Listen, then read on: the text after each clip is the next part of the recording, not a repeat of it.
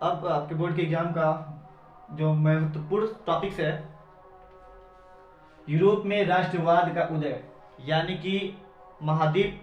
Europe एक क्या है? महाद्वीप है। पहला क्वेश्चन हो गया। राष्ट्रवाद का उदय यानी कि राष्ट्रवाद, यानी कि वहां का राष्ट्रवाद कब उदय हुआ, यानी कब शुरुआत हुआ था यूरोप में राष्ट्रवाद का उदय, कब शुरुआत हुई थी।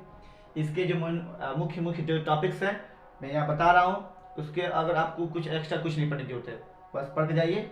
राष्ट्रवाद के बारे में पूछेगा, लिख डालो, नंबर पूरे मिलेंगे।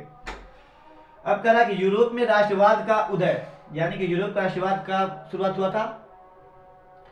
स्टार्टिंग, उदय मीन्स होता है शुरुआत। उदय मीन्स क्या होता है? शुरुआत। कब से वो आगे आया, स्वरूप आपके सामने आया, वही कराता उदय। स्टार्टिंग के कारण ही, राष्ट्रवाद का उदय के कारण ही वहां राजतंत्र व साम्राज्यवाद के विरुद्ध अनेक विद्रोह और क्रांतियां हुई। कह रहा कि यूरोप में जो राष्ट्रवाद का जब उदय होने लगा तो वहां के लोगों ने राजतंत्र और साम्राज्यवाद के विरुद्ध अनेक विद्रोह और क्रांतियां शुरू कर दी। जाहिर सी बात है, अगर कोई राजा सोचे कि मेरे मुताबिक ही केवल काम हो, प्रजा के मुताबिक काम ना हो, तो वहां पे जरूर वहां पे क्या होता है? अपच्छा होता है। कि मतलब वो वहां पे क्या होता है? विद्रोह होती है। क्यों होती है? आप ही खुद बताओ कि आपके मान मुताबिक कोई खाना नहीं बनता, कुछ वर्क नहीं होता है, तो आपको बुरा लगता है कि नहीं होता है? तो इसीलिए वहां की जनता ने राजतंत्र और साम्राज्यवाद के विरुद्ध अनेक विद्रोह और क्रांतियां हुई। क्रांतियां मीन्स होता है लड़ाई।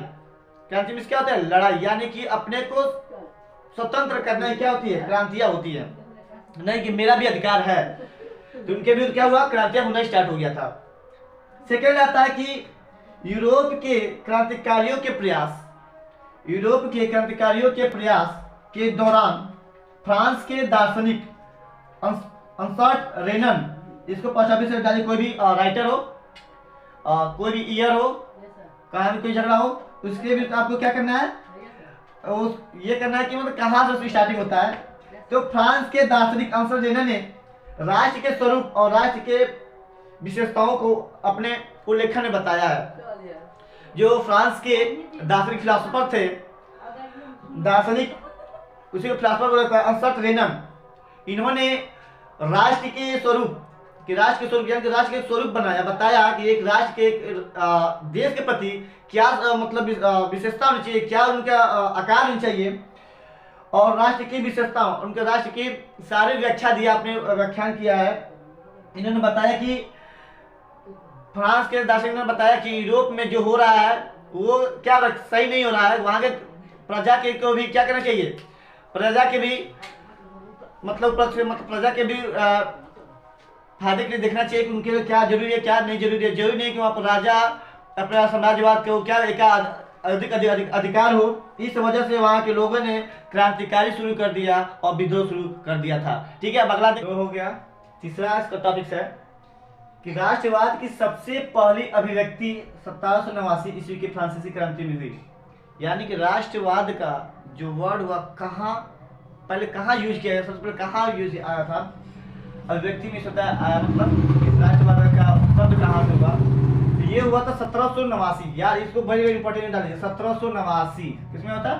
पहली अभिव्यक्ति 1789 ईस्वी फ्रांसीसी क्रांति में हुई।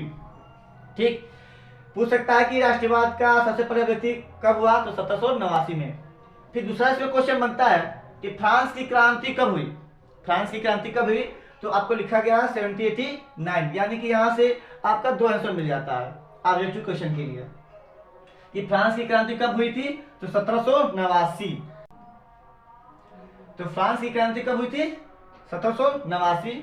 और राष्ट्रवाद का सबसे पहले अभिव्यक्ति कब हुई थी? 1789। 2 आंसर यहाँ पे मिल गया।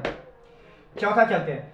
फ्रांस में नागरिक संहिता, जिसे नेपोलियन की संहिता के नाम से भी जाना जाता है।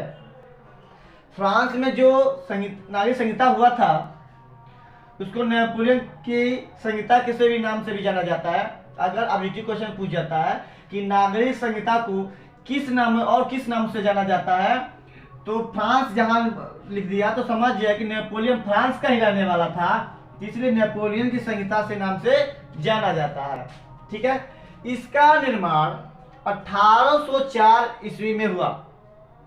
अब ध्यान दीजिए, फ्रांस की जो नागरिक संहिता थी या नेपोलियन की जो संहिता थी उसका निर्माण 1804 में हुआ था। ये एक संहिता होता है जो फ्रांस में स्टार्टिंग हुई थी, उसका नाम दिया गया था। तो इसका निर्माण 1804।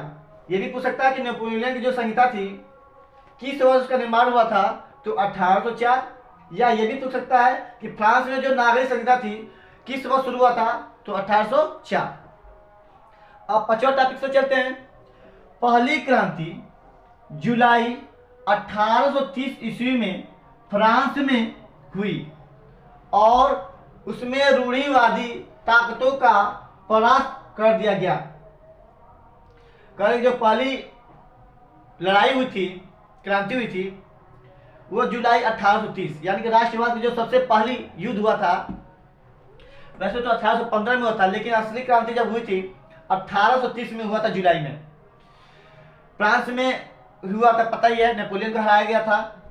उसमें रूढ़िवादी, यानी कि रूढ़िवादी वो कहते हैं जो पुराने ख्यालों के रहते हैं, जो अपना सर्वश्रेष्ठ जानते हैं, वो उसको क्या किया गया, हरा दिया गया। तो यहाँ पहली क्रांति कब हुई, जुलाई 1830। कहाँ पर हुआ था, तो फ्रांस में हुआ था। किन ताकतों को हराया गया था, तो रूढ़िवादी ताकतों को हराया गया था। अब 6वें टॉपिक पे चलते हैं। जर्मनी का एकीकरण का श्रेय ऑटो वान बिस्मार्क को दिया जाता है। ध्यान दीजिएगा, जर्मनी का एकीकरण का श्रेय, यानी कि एकीकरण, यानी जर्मनी के सारे देश में मिलाया गया, उसका श्रेय किसको जाता है, ऑटो वान बिस्मार्क को कहा जाता है, क्योंकि उन्होंने ही जर्मनी को एकीकरण बहुत अच्छी भूमिका निभाई थी, आगे आकर लीडर काम किया था, इसीलिए सारा श्रेय इनको किसको दिया जाता है, ऑटो वान बिस्मार्क को। 7वां और लास्ट राष्ट्र उदय का, लास्ट यूरोप में जो राष्ट्र उदय का जो लास्ट टॉपिक है, इससे बाहर क्वेश्चन नहीं पूछ सकता है। नेपोलियन की पराजय, ध्यान दीजिएगा, नेपोलियन का पराजय 1815 ईस्वी में हुआ। नेपोलियन हारा था, बहुत सारे दोस्तों ने मिलकर हारा था, उसके प्रति कई तरह से चक्रव्यूह रचा गया था उसको हराने के लिए।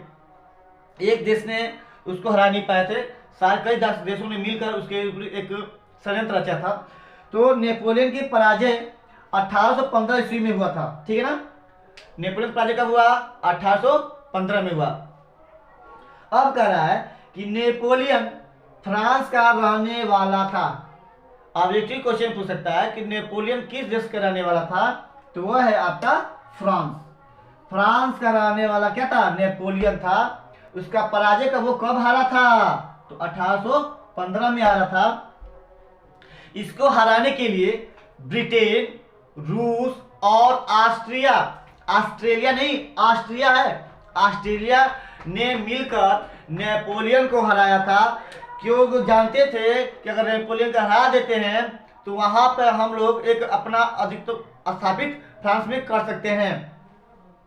तो ये जो 7 टॉपिक्स है, ये आपका आने वाले एग्जाम में या कंपटीशनों में के लिए भी ठीक है।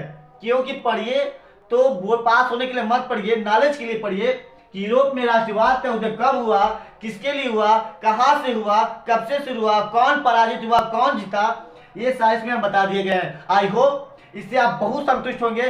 और इससे बाहर कुछ नहीं आता है, आप बस ये पढ़ लीजिए, एक्स्ट्रा कुछ नहीं पढ़ना है राष्ट्रवाद के उदय में।